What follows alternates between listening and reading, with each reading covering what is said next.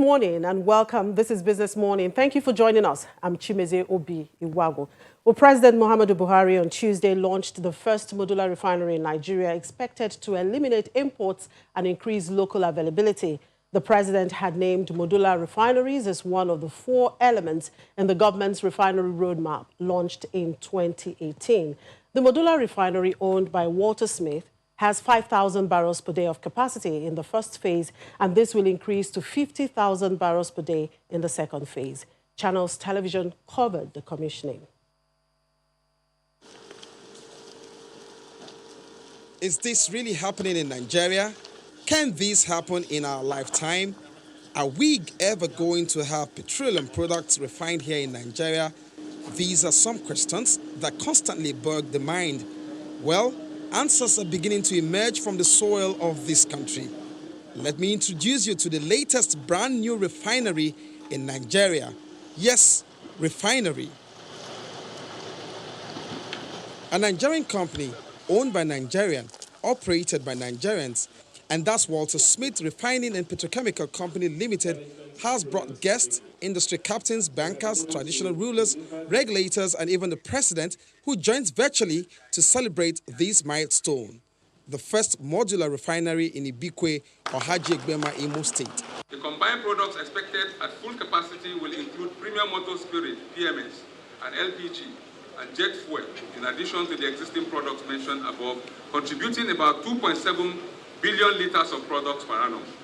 This represents 10% of total refined products consumption in Nigeria and significant foreign exchange savings for the nation, as well as job creation for thousands of our people.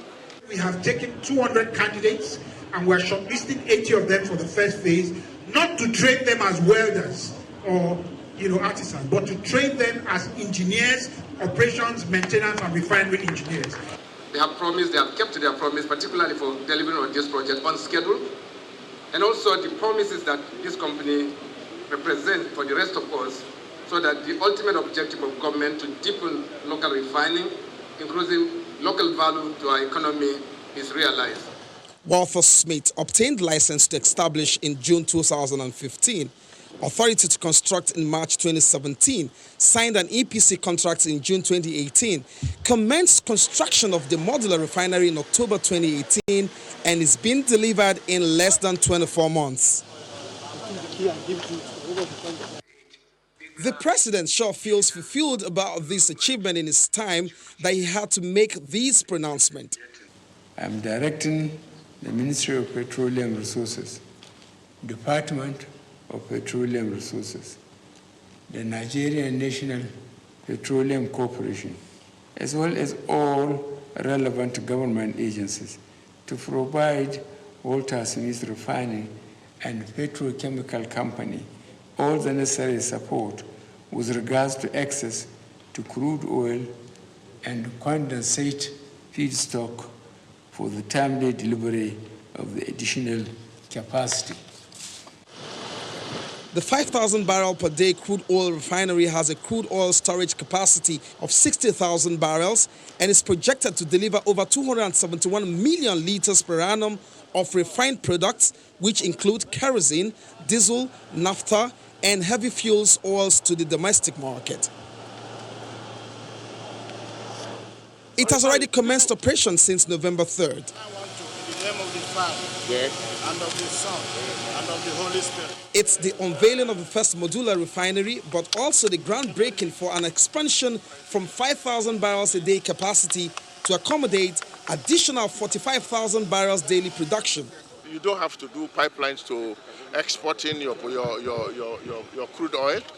This form of development is to be able to create a hub and then build a refinery, create the facilities here, create businesses within the facility. This is actually the way to go, and we are quite happy with what Walter Smith is doing. I want to urge other operators or license holders to go and make real the licenses issued to them by government. But for now, let me concentrate on what I have seen that is working. In 2018, President Buhari rolled out a refinery roadmap to include the rehabilitation of existing refineries, co-location of new refineries, construction of greenfield refineries, and deployment of modular refineries, all ultimately geared towards making Nigeria a net exporter of refined petroleum products. Olu Phillips, Channels Television News. All right, let's meet the man responsible for this great achievement, the chairman of Walter Smith Group, Mr. Abdulrazaq Isa. Congratulations, sir, for this wonderful achievement.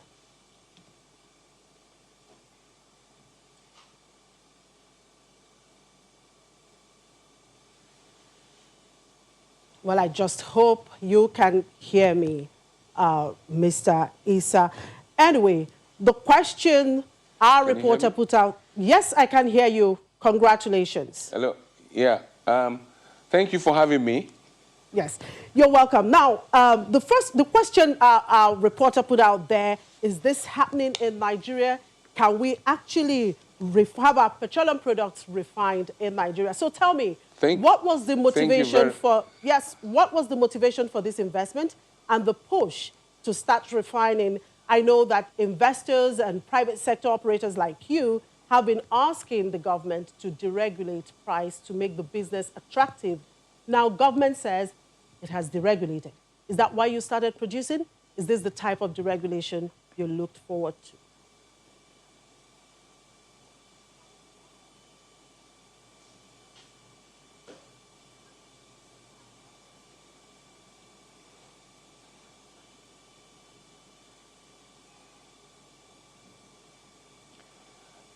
I'm having challenges hearing what you're saying very well, but I'll just try and answer what I thought I heard. Just to be clear, for me, I'm not an oil person, a traditional oil person that you describe. But I came from outside. I came from outside of the industry. And so it gave me an opportunity to look at the industry as an independent mind. And that has enabled us to come up with a perspective that is slightly different from what others are doing. And basically, what we just thought is that there must be a connection between the industry and the wider economy. Right now, what we're doing is essentially to produce oil and export it and get the revenue. There is no direct linkage between the oil that is produced in Nigeria and the rest of the economy. And we then decided as a company that we are going to attempt to do something that is different. And so we started, once we got the marginal field and we started producing it, after about 4 to 5 years, and considering the challenges that we're having with exporting the oil, we decided to refine-tune our strategy. And that's how the whole idea of domestic refining started. Because what we're experiencing was a loss of revenue of about 30% of the oil that we produced due to theft and pipeline vandalization. And that then helped us to start thinking about what we should do to mitigate all of that as well. And so the idea of putting a modular refinery in the field where we're producing the oil was then further fine-tuned to make a business case out of it. And that's how we then started talking to other partners like the Nigerian Content Development and Monitoring Board to join us in de-risking the project and bringing it into fruition. Fortunately for us, the government has also started the initiative of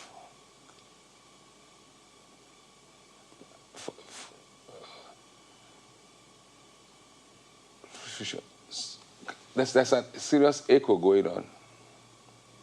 Oh, I'm very sorry about that. I'm sure engineers will take care of that. But if you can still hear me very well, the first phase of this refinery has a capacity of 5,000 barrels per day and is expected to increase to about 50,000 barrels per day in the second phase. Now, can you simplify this to a common man? How the project started? And yes. We then continued. Yes, can you hear me? Can you hear my question? Well, I think we just have to take a short break and correct the anomalies here, and we'll get back to you, Mr. Reza. All right, Mr. Abdulrazaq Isa, well, sincerely apologize for that obstruction there. Well, I was asking, the first phase of this refinery has a capacity of 5,000 barrels per day and is expected to increase by 50,000 barrels per day in the second phase. So I wanted you to simplify this to a common man, what this current 5,000 barrels per day will amount in terms of number of trucks of PMS and AGO per day, and what it will be when you ramp it up to 50,000 barrels per day. Thank you very much once again for having me.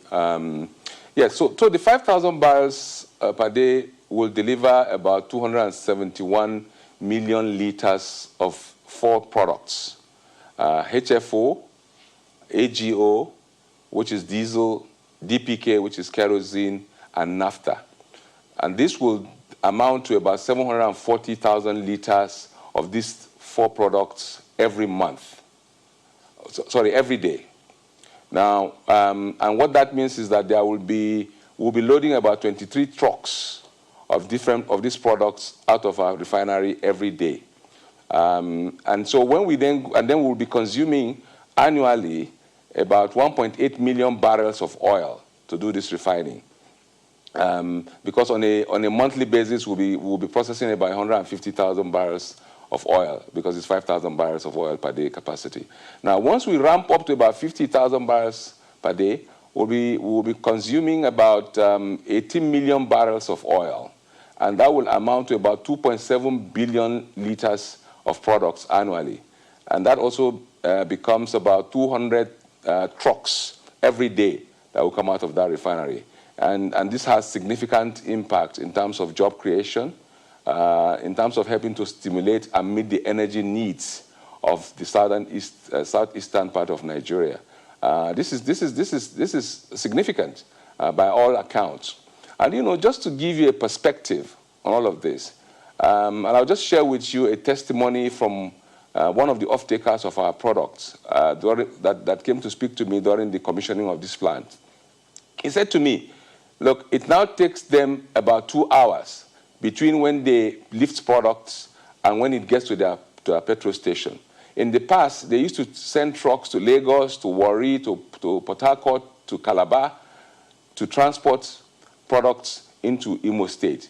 But today, it takes about just 2 hours. And what they see is the quick turnaround of their sales. And that is now beginning to impact the cost at which, or the price at which they sell their products within the petrol station. They're now considering to drop their prices because of the frequency they're able to lift and sell products within their petrol station. I think this is remarkable.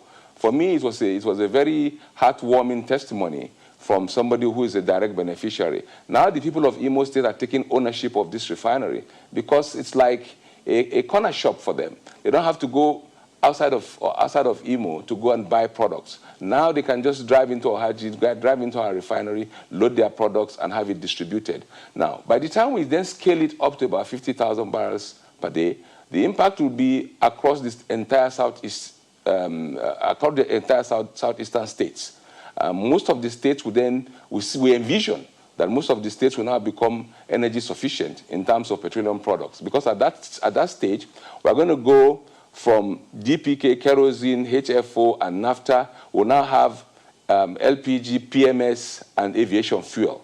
So we'll now have 7 products. We'll go from 4 products now to 7 products. And that is going to really meet substantially the energy requirements of the southeastern states. And we'll have made a significant dent in terms of our import bill into the nation. And the whole aspiration for us is to be able to meet about 10% of Nigeria's energy consumption through our refineries by the time we get to 50,000 barrels per day. And I think that definitely the people of the Southeast in particular will be the major beneficiaries of this initiative of ours.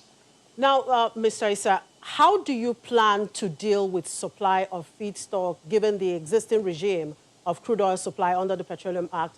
Will you be buying from NNPC?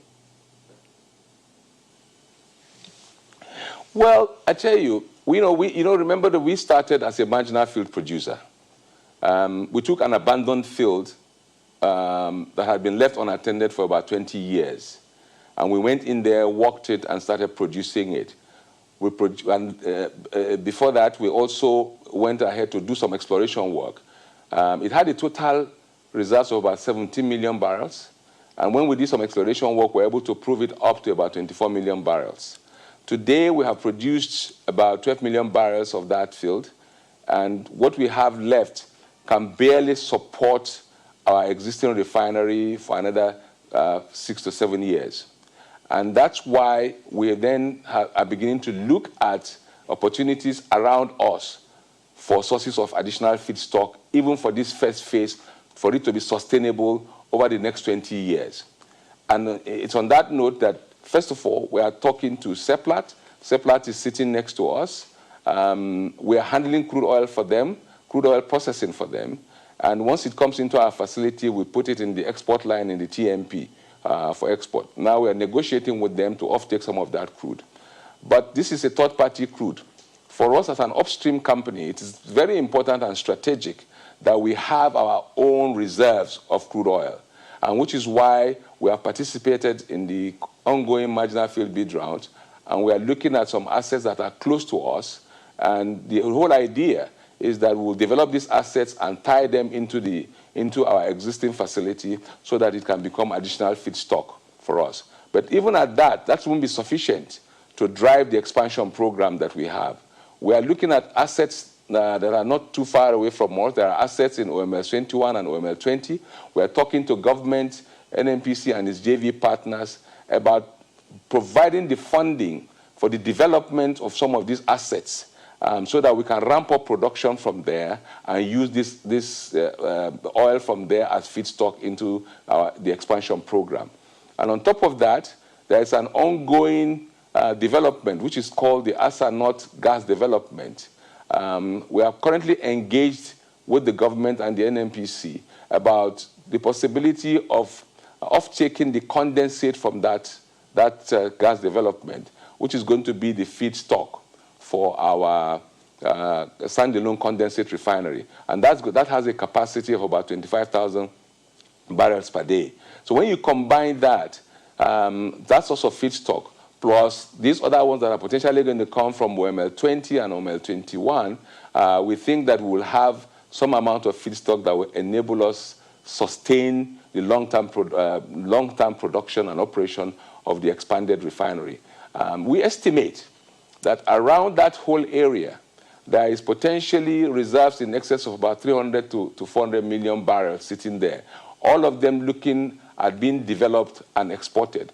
What we think we are going to achieve is that we are going to change the game. We are going to be game changers in that environment because all of that oil that is being produced by the various companies around there will no longer need to go to the Niger Delta, go to Bonny for export.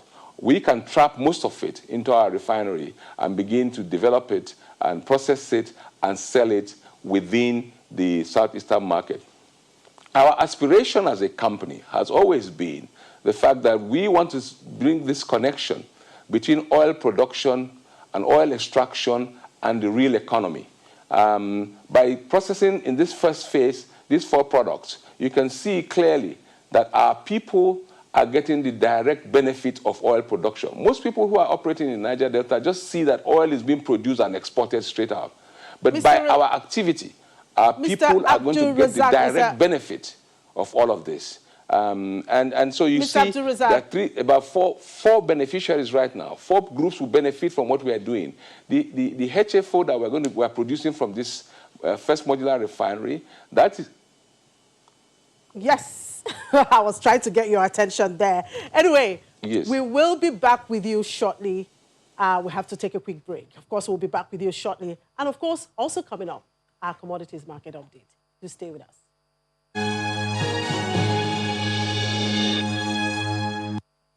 Welcome back. Well, we still have the chairman, Watersmith Group, Mr. Abdulrazaq Isa. Thank you very much, sir, for sticking on there with us. All right.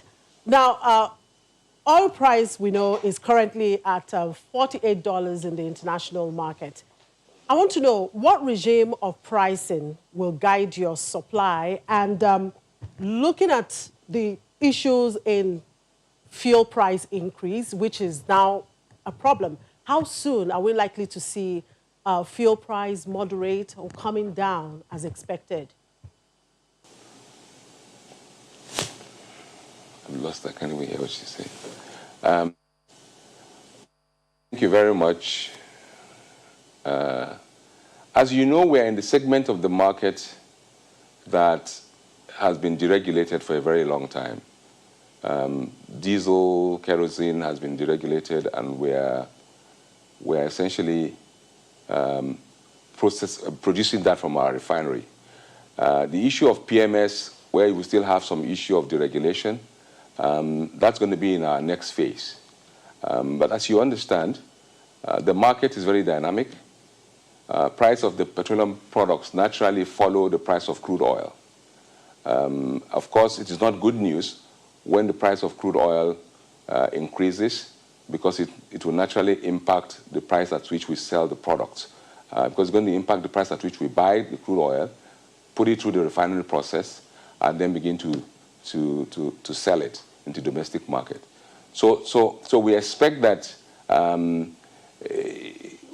there will be that pressure for us to adjust our prices naturally, because we're not going to refine at a loss. We're going to try and make a margin. The margin on refining is very thin, and therefore it is critical that there's always room for us to be able to sell our products domestically. So we're watching the market carefully. We always know that there will be opportunity for us to compete against imported refined products. Because the key is that the products that are being imported into Nigeria today have to be cleared through the ports, they have to be transported into the southeast, and all of those attendant costs impact the overall price that the consumer buys this product. What we are offering in the market is the fact that we are producing crude oil in Imo State, we are refining it domestically, and we eliminate all of those additional costs that come with it. So we are able to then sell it competitively in the domestic market. So we essentially we are benchmarking whatever we are doing against the key competition, which is imported products. And we are confident that we will be able to refine and sell our products in the market competitively. Now, another issue there is distribution of products from the refinery. What plans do you have in this regard? Is it through pipeline or trucks? No, I just explained to you that our refinery, we have the capacity, this first phase, we have the capacity to deliver 23 trucks every day of the various products that we have. And we have a turnaround time of 5 hours to load those trucks and for them to leave our refinery. Our loading rate is about average of 2 hours per truck. So we're able to load trucks very quickly for them to get to the consumers. Now the key is that trucks come into our refineries, they're loaded very quickly, they get to the consumers also very quickly. And the turnaround time is very fast. It's not like a question of when people used to go out to Lagos, go to Port Harcourt, and go to Calabar to go and load products. It is very quick, and our people are very efficient. We have a very effective management team that is running the refinery right now. And so the turnaround time, in terms of uptime for this refinery, the way we envisage it, is going to be very effective. So because we are looking at returns on investment to our shareholders, and therefore it is important that we put up the best of our team in terms of the management and operation of this refinery. So we don't expect that there's going to be downtime. We're going to be very, very efficient in the distribution of all of this. We have an ongoing engagement with the IPMAN in the southeast. They're already talking to us, and we have an understanding that they are going to be lifting all of these products and distributing them within the southeastern market. So in terms of offtake and distribution, I don't think we have an issue. But when it comes to the expansion of the plant, what we are looking to do is to build a 15-kilometer road network that connects the refinery onto the Port Harcourt-Aba Expressway. Because, like I said, we're going to have about 200 trucks leaving the refinery at peak. And therefore, it's very important for us to have a solid road infrastructure that can handle that level of traffic. And so that's all going to be part of the overall project cost when we start building that refinery. And what that will do is to ensure that there is smooth movement of our products between the refinery into the rest of the southeastern market. Being in Imo State, all of the neighboring states, there's a good road network that connects most of them. When you go from Owerri, for example, into Enugu State, into Anambra State, into Abia State, and into Ebonyi State, there's a good connection of roads around that area. And so we are very confident that our products will be effectively distributed within the 5 eastern states, and therefore it can make our products very, very competitive. Our long-term objective is to be the major suppliers of petroleum products into the southeast, using most of the crude oil that is going to be derived from the southeastern market itself. So by the time you eliminate all of these transportation costs, transportation in terms of trucks going from distant places and just distributing within the neighboring states, and transportation costs in terms of crude oil being transported from Imo State to the Niger Delta, would have eliminated that cost completely, which is currently at about $5 per barrel, not to talk about the 30% losses that you record when you export crude oil from those places. You have eliminated most of those costs, and therefore it makes your cost elements quite competitive in terms of input to the refinery. And then you eliminate and reduce the cost of transportation of products, the refined products, within the southeast itself. It definitely improves your margin, overall margin on your product. So essentially, that's the strategy that we're looking at. And like I've also said, we're trying to use the refinery itself as a platform for opening up that area into an industrial park, with us being the first industry located within that park itself, which is what you see during the commissioning. We signed an agreement with the United Nations Industrial Development Organization and the United Nations Economic Commission for Africa. Those two international agencies are supporting our company to develop how a world-class industrial park can be developed within that area. The whole idea for us is around the same aspiration of connecting oil extraction activity to the real economy. Because once we extract the oil, we process it there, it begins to get distributed into the rest of the economy. And by the time we then go on to the next phase of our development, which is the petrochemicals, we can then have petrochemical products that serve as inputs into manufacturing activities.